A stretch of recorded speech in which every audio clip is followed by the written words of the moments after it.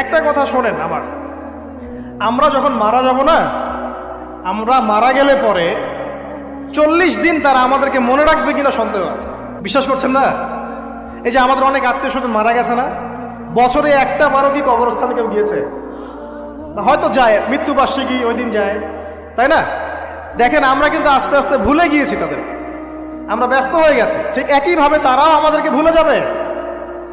এই জন্যে আমি বারবার আপনাদেরকে মনে করে একটা কথা, আমার জীবন থেকে উপলব্ধি করি একটা কথা, যে একমাত্র আল্লাহ ছাড়া এই পৃথিবীতে এবং পরকালে আমাদের আপন বলে কেউ নাই। বাকি সবাই সবার স্বার্থের জন্য আছে।